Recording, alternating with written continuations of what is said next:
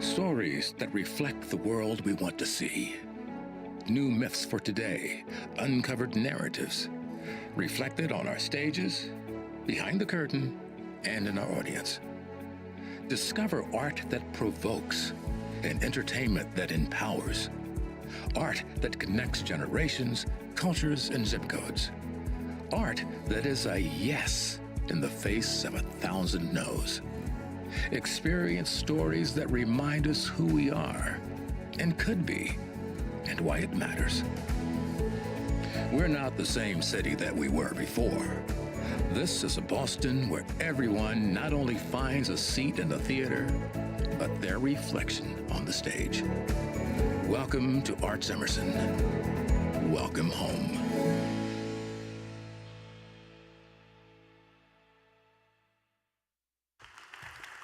Welcome home. Welcome home. Is my mic on? Can you hear me? Welcome home, everybody. There we go.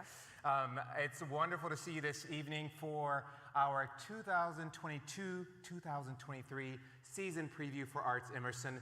My name is David House. I use the he pronouns, and I am the executive director here at ArtsEmerson. And I just have to say it's so wonderful to have you all in person this evening as we kick off for next season.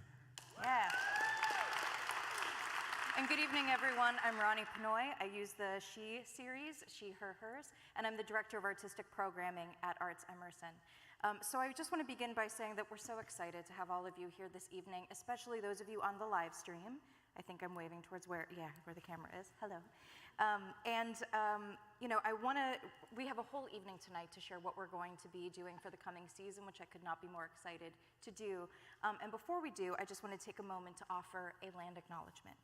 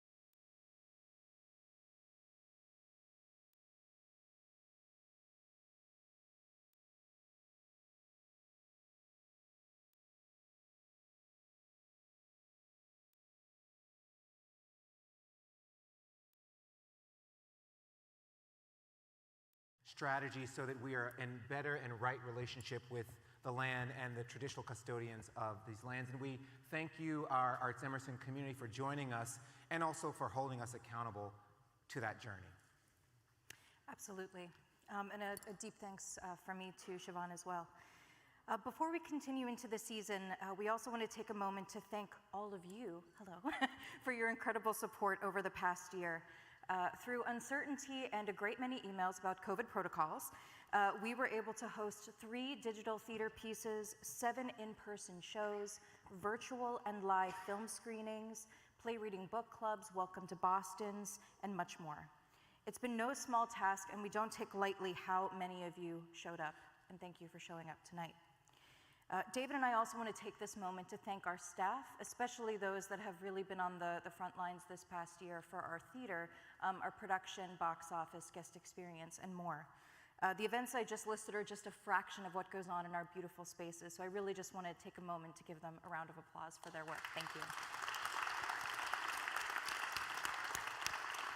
Just to say, as you all know, this last year has been full of victories and full of challenges. But here at ArtsEmerson, we've been able to hold ourselves together by staying true to our values. As you all know, we believe in the power of civic transformation through the art, and we talk about civic transformation through the lens of racial justice and climate justice. And it's those two pieces that have held us together and allowed us to continue to present and create work that really speaks to the moment in spite of the challenges. And again, that work, it would not be possible without so many of you. And certainly it really means a lot when you actually show up, particularly in these moments. So I just also want to thank you again and thank the staff for the incredible work that they continue to do in spite of the challenges. And there have been a few. So the values that David spoke of were really deeply influential in guiding us as we planned our next season. So our commitment to theater from around the world, it's still there. It provokes and connects audiences from every neighborhood and background of the city. And it is that is culminating in next season is 9 productions coming to our stages from everywhere from Nairobi to Beijing. So our hope is that you will join us for in-depth conversations around how the themes these global artists are discussing resonate here in Boston. Some of these themes include everything from surveillance, uprooting family trauma, and weaponizing nostalgia as a tool of white supremacy. All of that to joyful resilience and the power of an emoji. Is it my turn? It is. I don't know what I'm supposed to say. It's okay. Okay, 1 second. Next card. I can also share. Oh, yes. It's a lot, but every year I am very encouraged and inspired by the work of the artists that we have the privilege of working with and how they balance both heaviness but also hopefulness, yeah. Right? And so in spite of the grim nature of perhaps some of the work, there's always this levity, there's humor, there's hope, and particularly knowing that we can come together and to use the work to provoke and to prompt change that we all seek in our city gives us incredible hope. So we're thrilled to share a few of those artists with you this evening. Yeah, so with that, I think it's time to dive in. Do you agree? All right. Shall we begin? Yes. So first, our season begins. We're now starting now. You ready? Okay, and a little more energy. A little more energy. Yes. Great. So our season begins in October with the return of Step Africa and their show Drumfolk. Yes, give it up for Step Africa. Many of you know that we have been trying to bring Step Africa here for the last 2 years, and so we're thrilled to welcome them back for 2 weeks in the Majestic Theater. They will be in our season, the 4th time they've been in our season, most recently with their short film, Stono, which perhaps some of you saw in the digital platform. So Drumfolk tells the story of when enslaved Africans lost the right to use their drums and how the beats found their way into the body of a people. Drumfolk is a percussive exploration of American history, placing a spotlight on the rhythmic cycle of life that bonds us all together. But you don't have to take my word for it. What's up, y'all? We are Step Africa. My name is Shakari Sherman. I am the director of our newest production, Drumfolk, and we are so excited to be back in the studio rehearsing to bring this show to you in Boston. Now, Drumfolk is about the drums being taken away. the Stone Rebellion of 1739, which led to the Negro Act of 1740. It's a story about resistance, resilience, and reclamation. Boston, we are ready for you. Our show is going to be so much fun. It's highly energetic and extremely engaging. So when you tell your friends, your family, and even some strangers, tell them to expect that, all right? And most importantly, we are inviting you to become the drum folk. 1, 2, 3, Hey. and...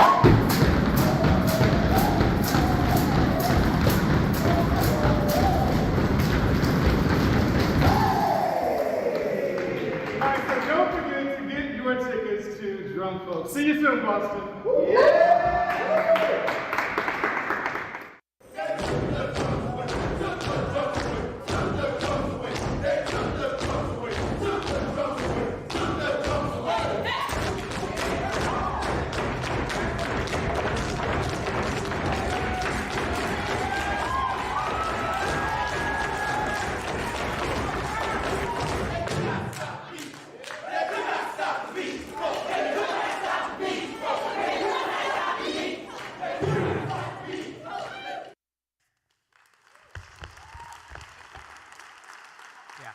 They wouldn't hire me. But the show will be here for 2 weeks in the Majestic, so that's plenty of time to bring all your friends, your family, your cousins, your neighbors, your church members, whomever. It's a great show, your children, and so you will not want to miss this. 2 weeks in the Majestic in October. Yeah, and I mean, we'll try to make sure that David gets an opportunity to audition for that as well. So exciting. Another returning company next season is Chicago's Manual Cinema. They have previously, yes, I love the applause. Yeah, I can keep it going. Yeah. They've previously been on this very stage with their shows Ada Ava and The End of TV. This time, love, loss, and creation merge in unexpected ways in this thrilling version of the Gothic tale Frankenstein. This production uses more than 500 handmade puppets, dozens of old school projectors, like I had in grade school, as well as live actors and cinematic elements. It's an incredibly thoughtful adaptation highlighting the novel's themes of otherness and belonging, while also shedding light on the tragic story of Frankenstein's author, Mary Shelley. Let's take a look.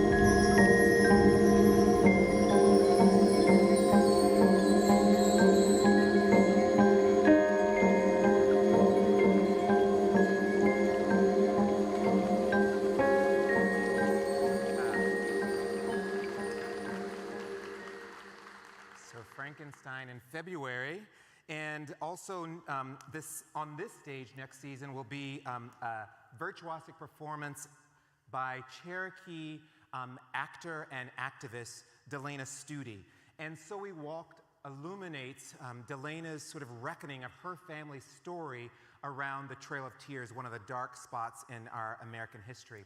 And so we're thrilled to welcome Delana to the season, and equally thrilled that she's here this evening to share a few excerpts from the show. So please join me in welcoming Delana Studi to the stage.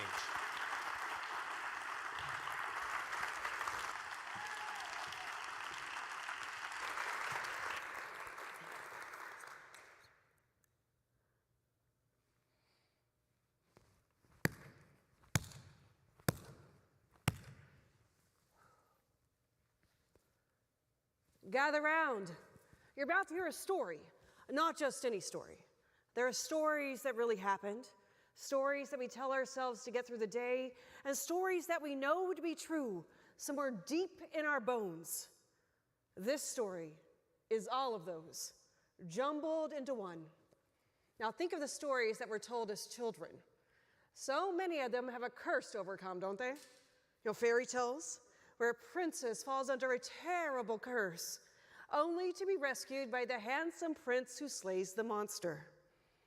Bible stories, where Eve was cursed for eating the forbidden fruit.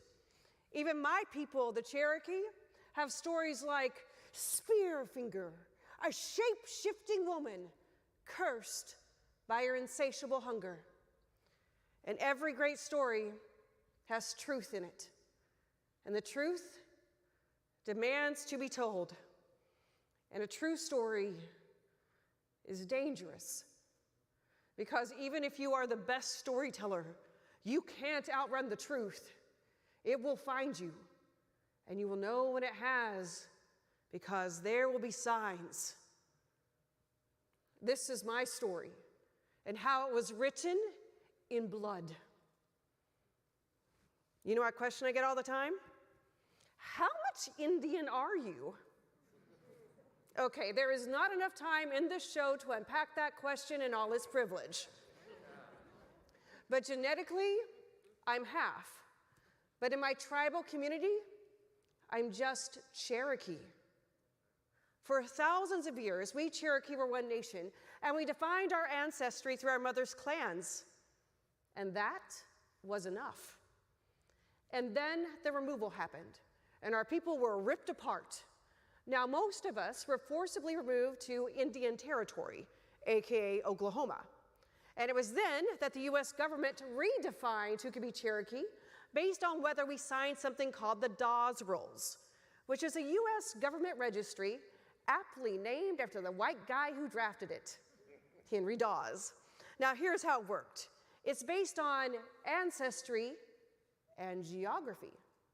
So if you were Cherokee, and you happened to be living in one of the 14 Cherokee counties in northeastern Oklahoma between 1899 and 1906, and you showed up to sign those rolls, you would be listed as a Cherokee Nation citizen. If not, you're screwed. No tribe, no land, no citizenship. Now, not only did my ancestors happen to survive the Trail of Tears, but we happen to live in the right time and place to sign the Dawes Rolls. So despite the US government's best efforts to eradicate us, I am a card-carrying Indian.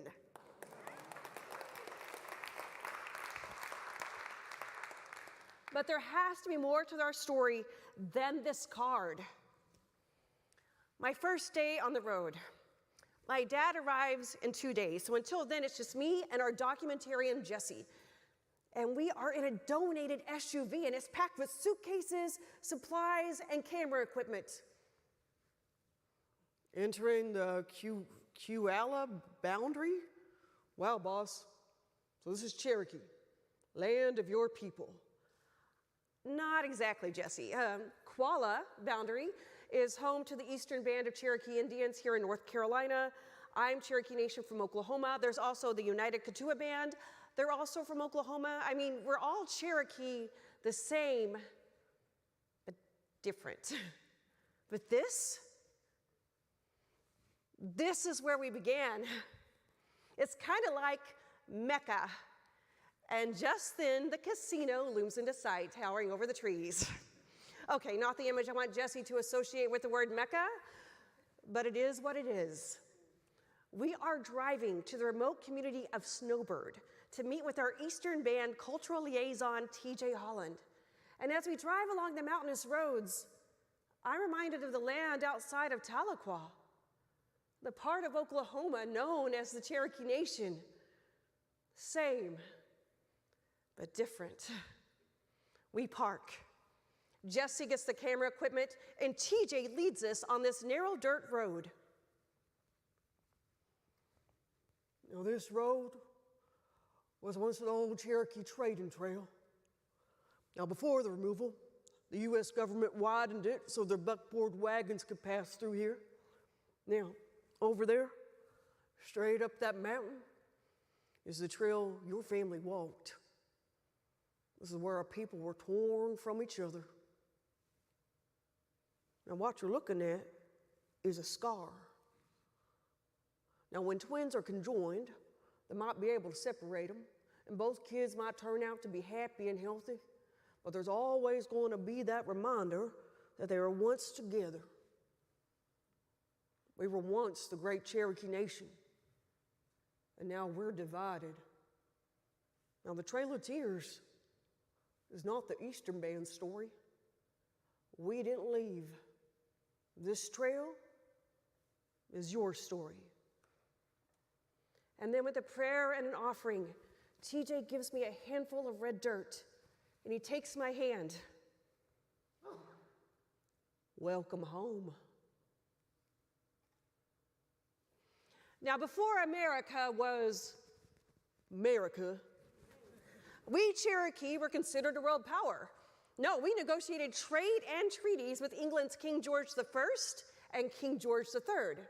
In fact, the founding fathers used our sovereignty to declare their own independence. You're welcome. Okay, let me paint a picture for you. In 1491, that's just 1 year before we natives were discovered, there were about 145 million people living in the Western Hemisphere. By 1691, that population had declined by 90 to 95%. And by the 1800s, that population was down to 600,000, of which we Cherokee were 16,000. But we were still formidable. We've been fighting removal treaties for decades, and we faced them before. And we always said, screw that, we are never leaving. We even won a US Supreme Court case, Worcester v. Georgia, that established that the Cherokee Nation had distinct sovereign powers separate from the US government. This is a founding principle of our tribal sovereignty today. Okay, confession time. I have a love-hate relationship with Andrew Jackson. I love to hate the man.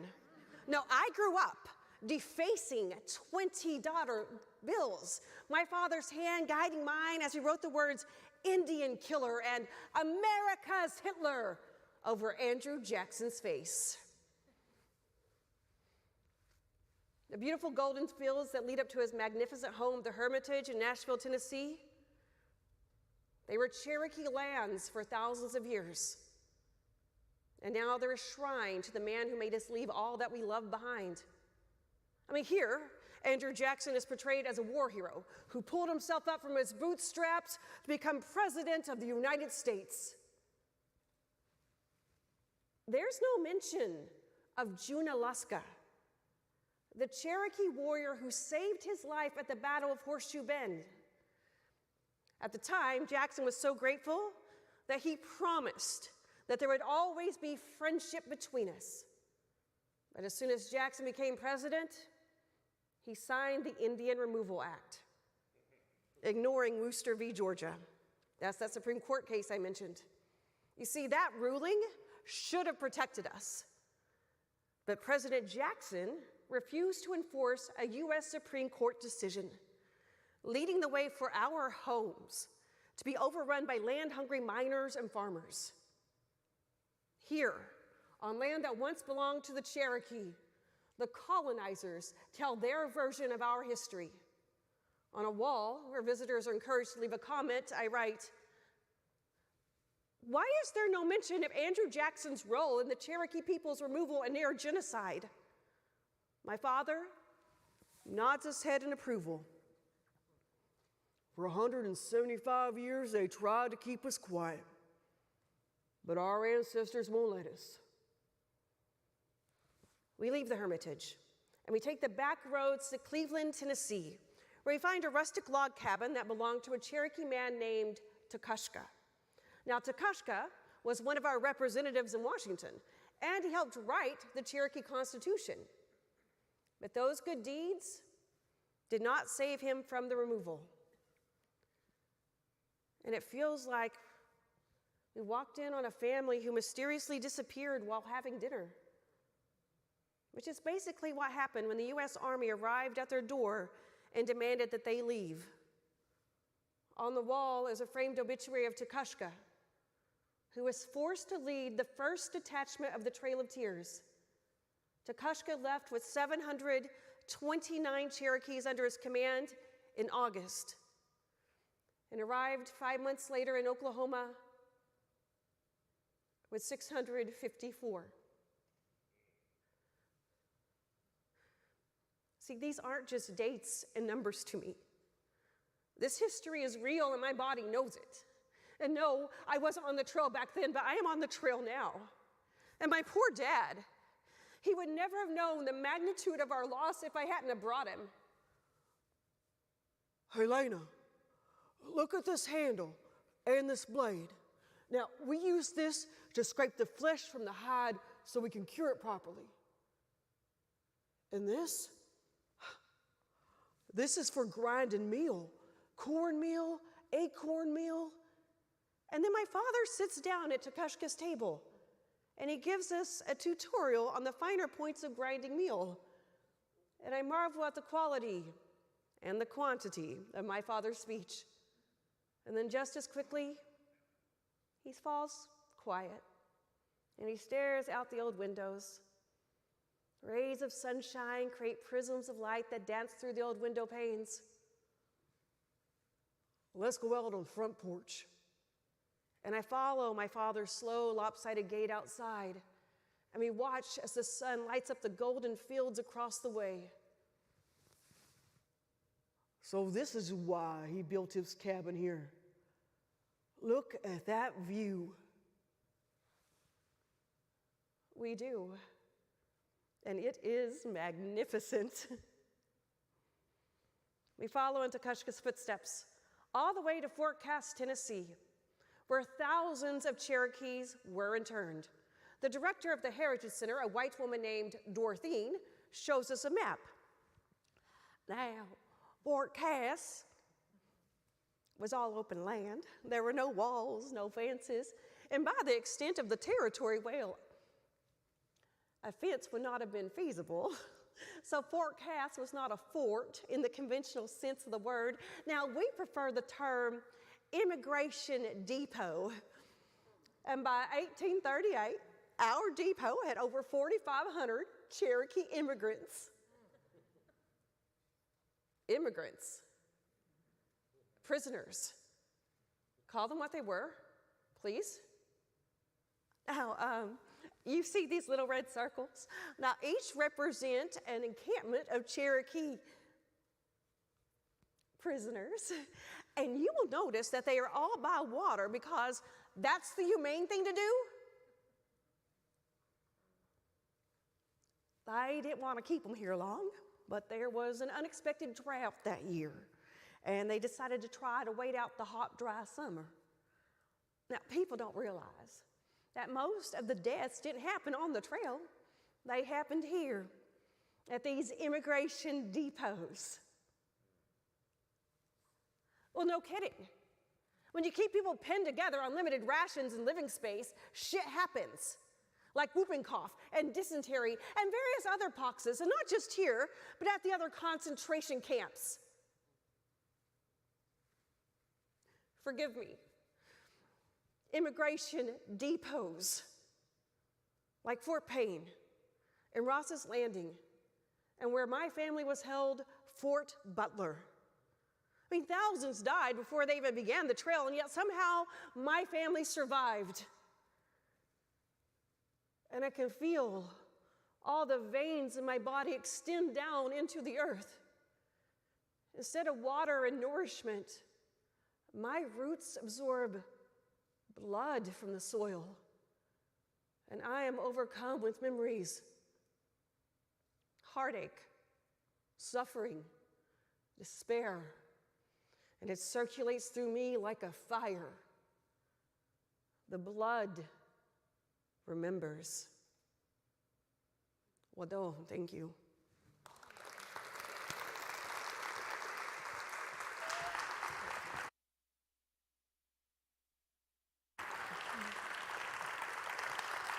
So thank you so much to Delana for coming this way to join us for this beautiful performance. And I just have to share too that being Cherokee as well as Laguna Pueblo myself, the story is very personal. to me as well, and it means a great deal to me. And I find Delena's work so critical to really understanding how the American story is written and rewritten over and over again, and who really writes and tells our stories. So I couldn't be more thrilled to welcome Delena here to Boston. And before we continue with our evening's presentation, I want to take a moment to welcome Siobhan back to the stage to say a few words. It's not very often that you can get 3 Indigenous women on a stage, so we had to do it.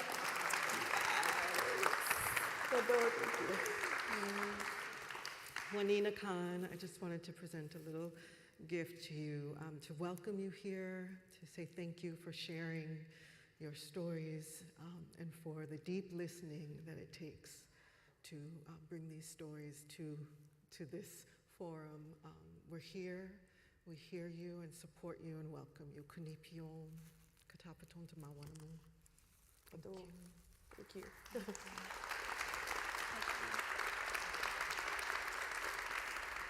It's such an honor to be here, so thank you so much for having me.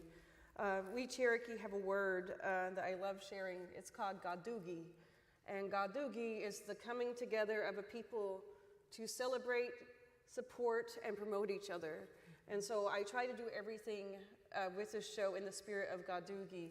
And I have to say that all the places that have welcomed me have always exemplified what that value is. So I just want to say Wado, which is the Cherokee way of saying thank you. Wado, thank you. And I'm so honored to be here, and I hope to do this justice. Thank you both so much. Thank you, Delena. Thank you, Siobhan. Thank you so much. Yes.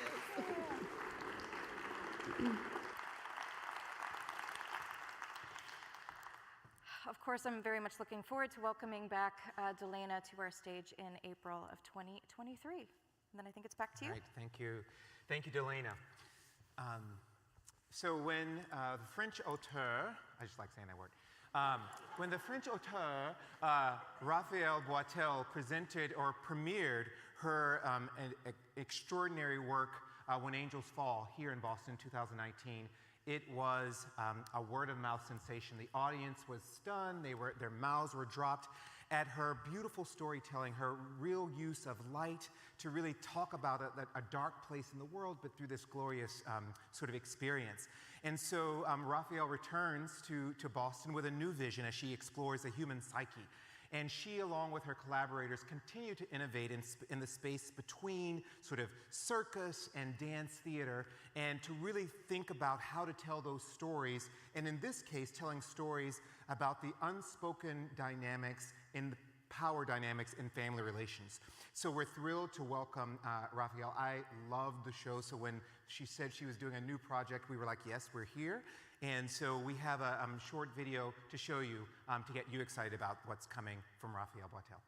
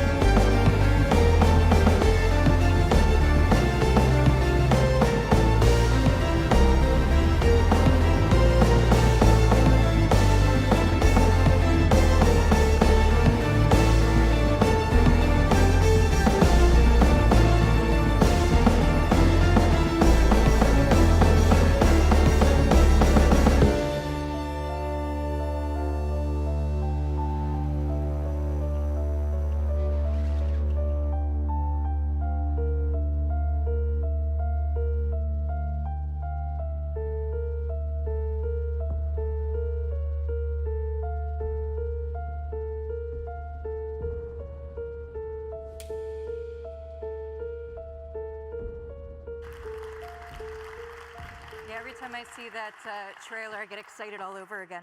Really looking forward to that one. So joining us next season is an artist new to ArtsEmerson, but by no means new to Boston.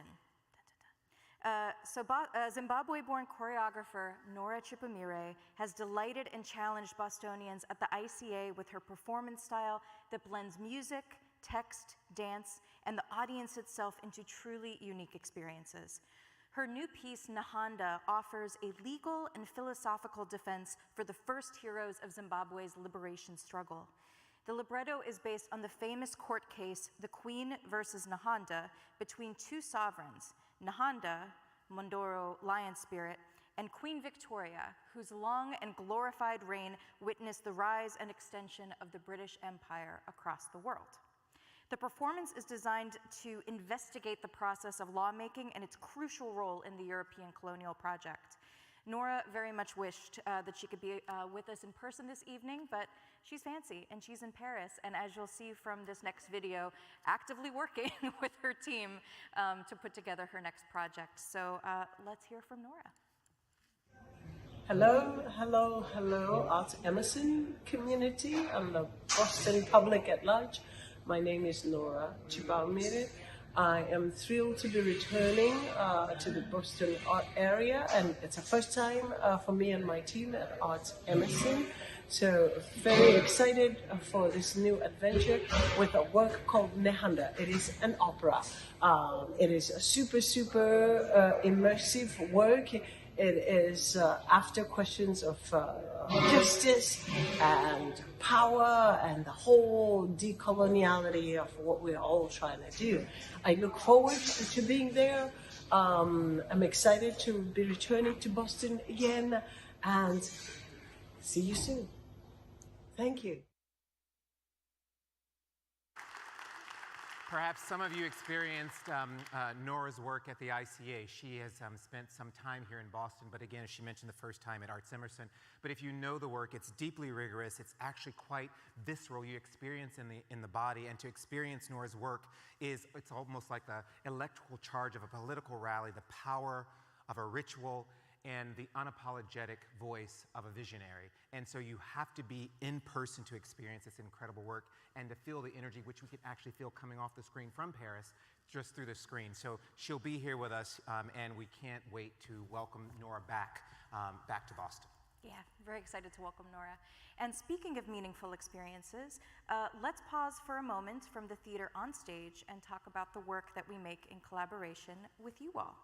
So next year, we will see a continuation and deepening of the engagement programs that so many of you have contributed to and attended over the years. These include public dialogues, Welcome to Boston's, and play reading book clubs. So I know it's a little hard to see, but if you've participated in a PRBC, can you raise your hand? Yes! See, this is what I mean. Like, PRBC attendees are such a core and dedicated part of our audiences. Thank you for being a part of it. And for those of you who, yes, that gets a round of applause. Thank you. And for those of you who haven't attended a PRBC, on your way out of the theater tonight, please stop and ask those folks who did raise their hand about their experience, because it's really quite a special one. So the PRBC Play Reading Book Club, that's our little acronym, it's an incredible program that has found such success because of the energy and generosity of both the participants as well as our teaching artists. We also host incredible film festivals, yes, and through our work within collaborators and partnerships with Boston Asian American Film Festival, the Roxbury Film Festival, as well as Wicked Queer. And many of you have seen those films that happen just up in the screening room. And we're also very excited about a project called Shared Stories, which is a collaboration between the Boston Asian American Film Festival, the Roxbury International Film Festival, and the CineFest Latino Boston, which is a new name, that they actually share stories that actually cross communities, and so it really inspires a rich and interesting dialogue. So in addition to Shared Stories, we're also presenting Projecting Connections, which tells the films, tell the stories of Asian American experiences here in America. So those are some of the films that we're doing and we'll continue to do over the next season. Yeah, so there's very many ways to get involved with the work that we do at ArtsEmerson. That is, in addition to the work that you see on stages such as this one. So we really hope you'll keep an eye on the website and join us at one of those as well. It's really a way to get even deeper into our community. So all of this, and we still have a few more titles in our season to reveal. So shall we continue? We shall. Let's do it. Oh, this is me. All right. So when we made a pivot to virtual programming in 2020, we saw some amazing things happen. Artists evolved their practices with incredible creativity and speed, pushing the boundaries of what we typically imagine when we hear the word theater. We also saw an amazing response in the audience, and our programming was accessible to folks that have historically been unable to or comfortable to join us in person. And we really grew a community of viewers far beyond Boston, and we saw this time and time again. So as we return to more in-person programming, we have decided to continue our dedication to the artists innovating in digital spaces and to those audiences. These next 2 live digital events you won't want to miss. So first up is, from New Orleans, we are thrilled to present Mondo Bizarro's COINTEL Show, A Patriot Act. COINTEL Show is a political satire about an FBI counterintelligence program, some of you may be familiar, called COINTELPRO, through which the organization sabotaged, disrupted, and repressed domestic groups like the Black Panther Party, the American Indian movements, and individuals like Dr. Martin Luther King. So this performance is, wait for it, hilarious, I know, and a gripping presentation of actual COINTELPRO artifacts that urge us to consider how the legacy of surveillance is present very much today. Over to you. Yes. Oh, okay, yes. I thought there was a trailer. Okay, great. So also in the digital venue is Theater for One, We Are Here. Theater for One is an incredible sort of technology that allows the single actor to engage with a single audience member. And it's this new sort of technological platform that allows the artist and audience member to look each other in the eye instead of looking in the camera or the screen, you know what I'm saying? So you actually look at and you look like you're looking in the eye. So it's this really intimate experience between the artist and the performer. And so people will come and they'll see one of 6 10-minute experiences. So these are individual experiences between audience and an audience member and the actor. The playwrights or the writers are women who are from Nairobi, Kenya, and the Middle East, as well as from the US. And the stories that they're telling are exploring the intersection or the liminal space between the real and the surreal, or the ancestry and civilization, as well as our internal being and our external experience. So it's a real powerful kind of opportunity, and one that we're incredibly excited to present here. And so again, it's a 10-minute experience, so you will not want to miss that. So hopefully you'll tune in there. And do we have a video? We do. Yes, and we have a video. Hi, my name is Anne Morat, and I'm part of the Theater for One production. And this knife represents a marriage in my story. You can find out more when you join us in a few weeks live.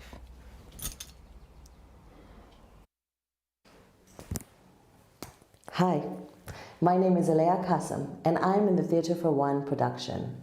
This is my prop, because my character has been here a very, very long time. I hope you'll come watch us at the Theater for One shows.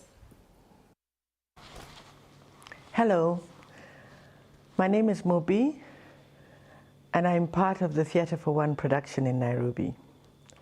This is Superfly, and he's part of the cast and my prop. And you'll see more when you see us live in a few weeks. Hello, my name is Laura Ekumbo, and I will be performing in a Theater for One production.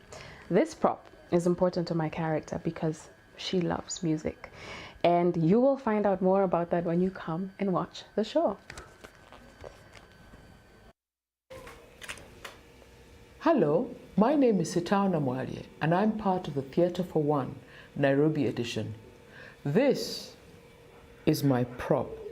I'm a sharpshooter. You'll get to know more about me when you watch the live performance. Hi, my name is Masi Mutisia, and I get to be a part of the Theater for One show. This is a prop, my prop, and it represents the weird transitions in life, the crazy transitions in life. So find out more during the live show that will be happening in a few weeks' time.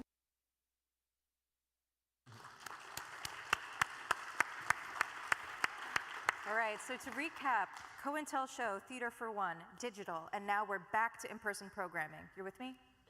All right, great. So 2 more, we got this. The next piece is so exciting for us. I know we keep saying that, but really this one is really exciting to us. After years of conversation, we are finally bringing Beijing-based theater director and playwright Wang Chong to Boston. In Made in China 2.0, Chong takes audiences deep on a journey inside his personal experiences of creating theater in Beijing and around the world. During that journey, he unpacks stereotypes of the global expectations of what China brings to the world stage. So when we think of China, do we think of tech gadgets or do we think of stories? Here's a message from Chong himself. 你好, I am Wang Chong, speaking to you from Beijing. I was very honored to be an ArtsEmerson Fellow in 21. I was supposed to bring my multimedia show, Constellations, to you guys in Boston in that year. But nothing happened. Currently, I'm working on a solo performance in English. It's gonna be part of the ArtsEmerson 23 season. Look at things around you. There must be a lot of things that are made in China. You think you know enough about what's made in China. Well, not until you see my show.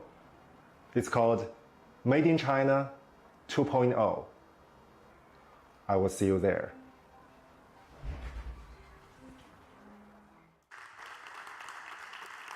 Wang Chong was also a fellow at the Radcliffe Institute over at Harvard, and as you can see, just a real great personality, very, very electric. So make sure you meet Wang Chong here for his performance. Now, our final title of the evening is actually a little bit earlier in the season. It comes in October. Coming to the Orchard stage in October is the world-renowned actor and clown Bill Irwin in his piece on Beckett. Now, our staff has been debating on what's our most memorable or sort of exciting experience with Bill's history. And so we are going back and forth of whether it's his appearances on The Cosby Show or whether it was the award-winning portrayal of George and Virginia Woolf. Who's Afraid of? Yeah, thank you. Yeah. Which, by the way, Bill mentioned, I think had a pre-Broadway run at the Colonial, or whether it's his recent TV experiences on HBO, The Gilded Age, or on Hulu's The Dropout. But I think, hands down, it was really his real inspiring performances of Mr. Noodle on Elmo's World. Certainly my kid's favorite and certainly my favorite. But Bill is quite an accomplished and incredible interpreter of legendary 20th century playwright Samuel Beckett. So perhaps some of you saw Lisa Duan's performance of Not I, or Gar St. Lazar's production of Waiting for Godot. But on Beckett, Bill takes a deeper look into his own experiences as an actor and engaging with Beckett's work, and really brings it into today's time. So we are very honored to welcome Bill to the season, and even more honored to welcome him this evening for a brief performance from On Beckett. Please welcome to the stage, Bill Irwin.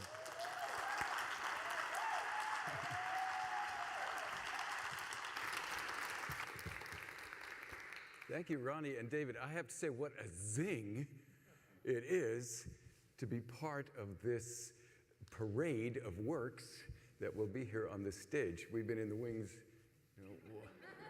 watching, listening.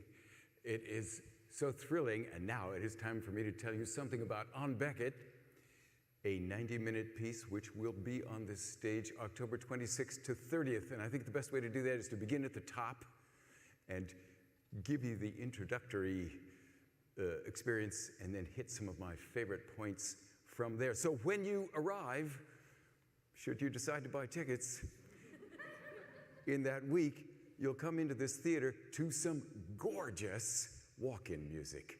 Our sound designer picked music from Chili Gonzalez's work, piano pieces that sound both Bach-like and jazz-like. In you'll come, lights will go out on stage and in the house, and when they come up, I'll be standing here and will say these words to you.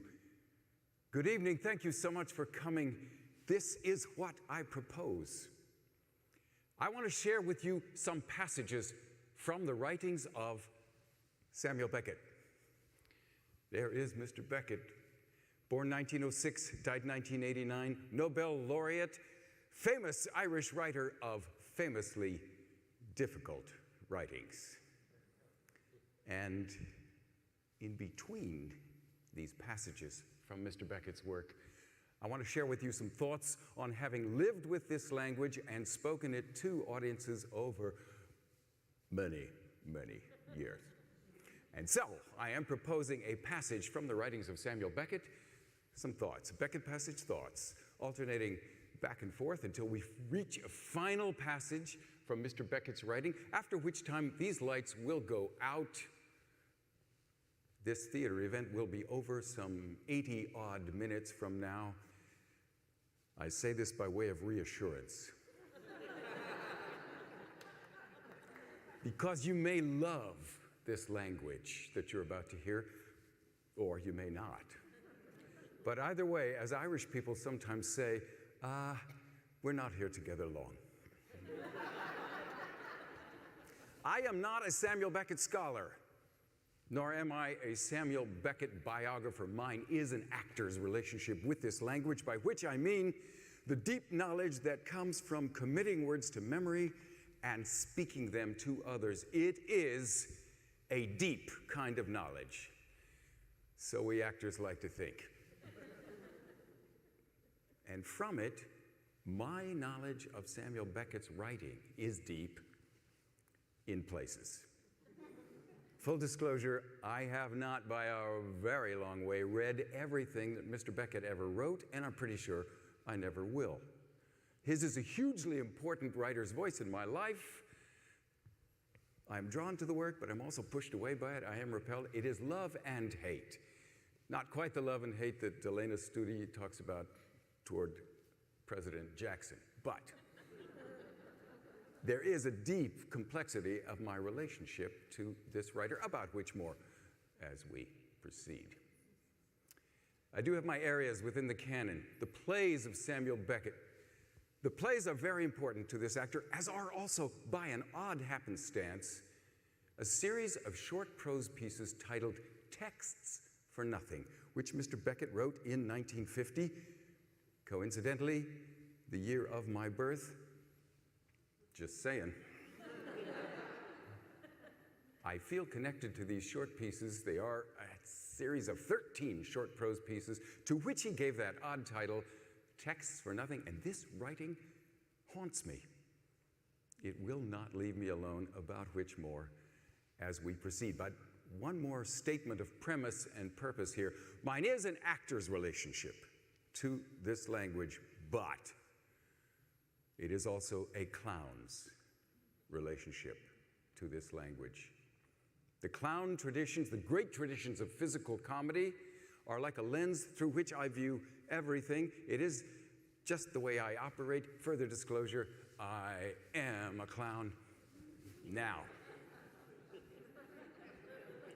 Is Samuel Beckett's writing natural clown territory? That is a question we will pursue and examine from this moment forward. I have my predilections, but together we shall see what we shall see. But this would be the moment to begin, to offer up a first piece from the writings of Samuel Beckett, and this first piece is from the Texts for Nothing pieces, from text number 1, in fact.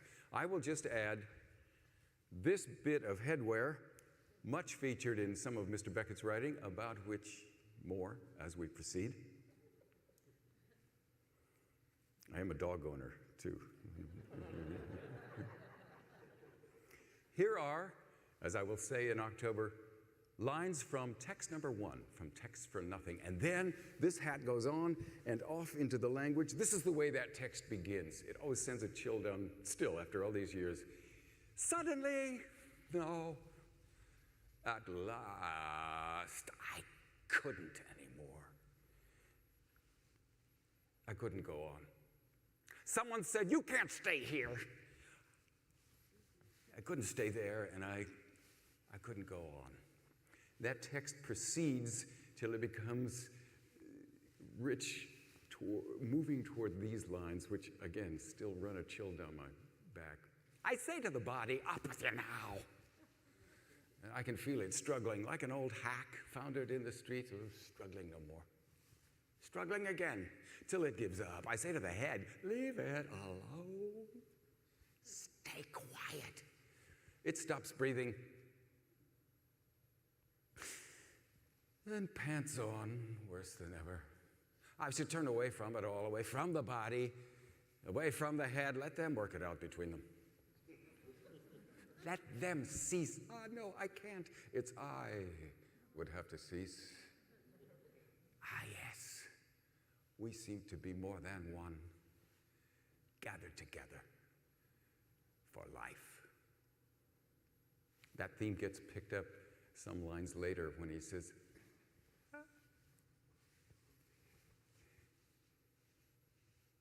it's so hard to pick up. Ah, yes.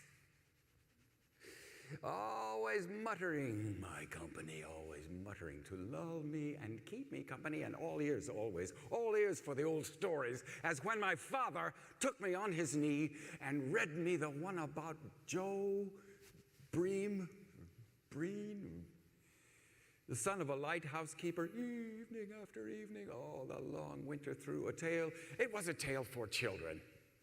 It all happened on a rock in the storm. And the mother was dead, and the gulls came beating against the light, and Joe jumped into the sea. That's all I remember. Well, a knife between his teeth, he did what was to be done and came back again. That's all I remember this evening. It ended happily. It began unhappily and it ended happily every evening. It was a comedy for children. Yes, I was my father, and I was my son. I asked myself questions and answered as best I could. I had it told me evening after evening, the same old story I knew by heart and couldn't believe. Or we walked together, hand in hand, silent, sunk in our worlds, each in his worlds, the hands forgotten in each other. That's how I've held out till now. And this evening, again, it seems to be working. I'm in my arms. I'm holding myself in my arms without much tenderness, but faithfully. Faithfully. Sleep now, as under that ancient lamp, all twined together, tired out with so much talking, so much listening, so much toil and play. Now that is the Samuel Beckett voice, and in looking at his voice in the evening, get to talk about the Irishness of the voice, its intrinsic Irishness, and the boggling ironies that surround the Irishness of the voice. Look at his take on pronouns. There's a passage from The Unnameable. It is my current favorite of the evening, which is very running through with pronoun energy. Whatever he intended back in his quaint old 20th century, Mr. Beckett has left us a pronoun-charged language, which is one of the reasons it resonates with us, stays with us today as we're using pronouns to re-examine identity. It also seems to operate, this language seems to operate the way consciousness operates. The inner dialogue, the inner debate, sometimes the inner raging argument, the complicated relationship between me, myself, and I. There is a point, too, where it is just undeniable that text number 9, in its final beautiful lines, it's a very obscure piece of writing. Even among Beckett lovers, text number 9 of Text for Nothing is obscure, but it echoes so clearly Dante's Inferno, the final lines of Canto 34. It seems, among other things, it seems that Mr. Beckett has common touchstones with the writers all through human history who have found themselves in hell and looked for the way to climb back out. As you can see, this writing just haunts me. It preoccupies me. There is a point midway in the evening where I say, well, we have come to a threshold in these proceedings, and I will confess to you that a great part of my body, mind, and spirit have been straining toward the crossing of this threshold because it is now time to put on baggy pants. These are tools of a trade.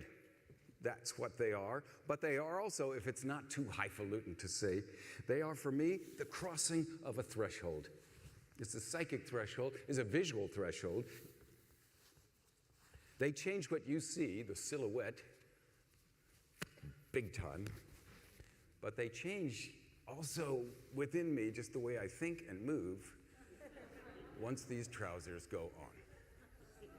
It's just a different attitude toward storytelling, toward dilemma, toward locomotion.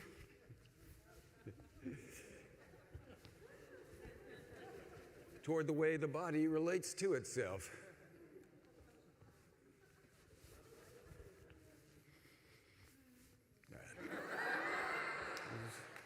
And that leads us to talking about the plays, especially Mr. Beckett's most famous play, which you can't talk about until you come down on one side or the other on how to pronounce it. Good Mr. House pronounced it Waiting for Godot. That's the way we Americans tend to think of it. Waiting for Godot. Brits and Irish people almost exclusively think of it as Waiting for Godot or Godot.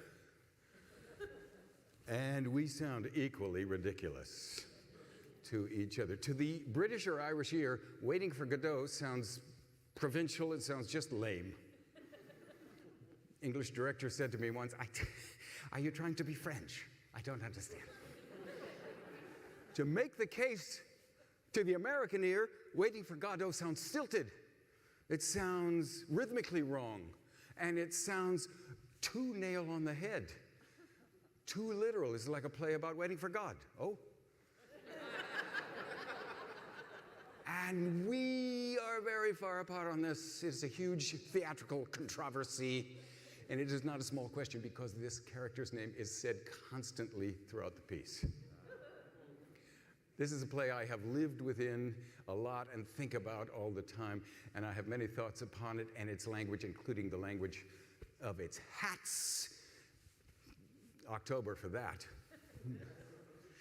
But let me leave you with this insider baseball thought on the play. I hope it's not too, like I say, I've lived within this play a lot. There's a place on page 58 of my old edition where maybe re-examining a stage direction would be a new and valuable look, illuminating look at this point in the play. Very pivotal point in the play. What happens is that of the two main characters, Vladimir and Estragon, as he does from time to time, he dozes off. He's sitting there, dozes off. Vladimir, if that happens a little sooner on the page, Vladimir might have a different framing, a different triggering for this speech of his.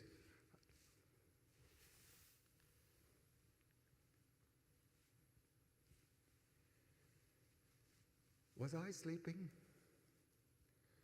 while the others suffered? Am I sleeping now? Tomorrow when I wake, or think I do, what shall I say of today? That with Estragon, my friend, at this place until the fall of night, I waited for Godel.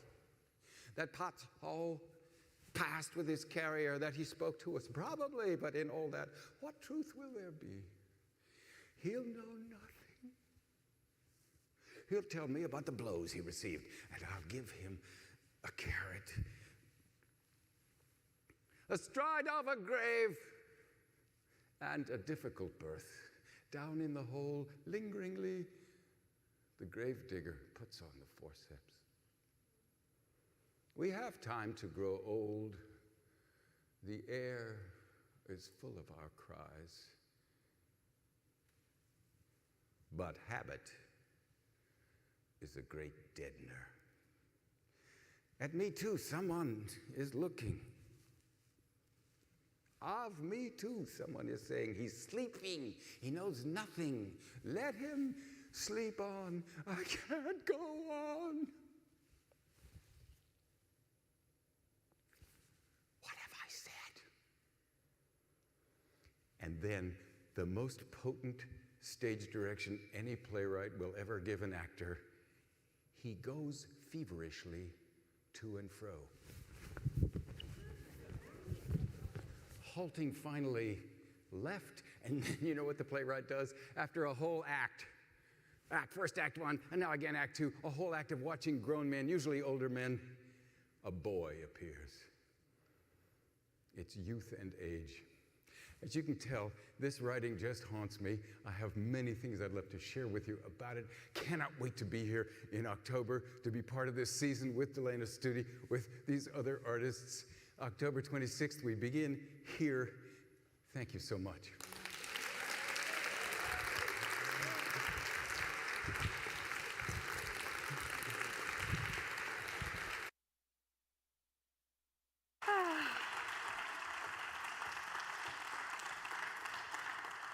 Thank you so much to Bill. What a gem of an artist and human being. I'm so thrilled that we were able to have him join us tonight and that we'll have him coming back in October. So that is our 22-23 season. Hey! So quick recap, that's 9 projects plus films, parties, and transformative conversations that will connect and inspire us.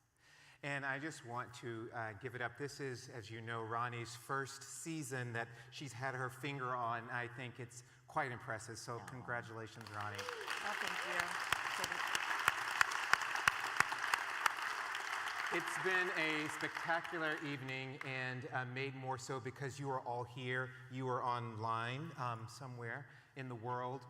And we just thank you for being here, and we thank you for sharing this evening with us. We're so thrilled about next season, and we need you to continue to keep coming with us as we move into next season. And so it is a celebration, and what's a celebration without trying to sell you something? So Ronnie's going to try to sell you something. Yes.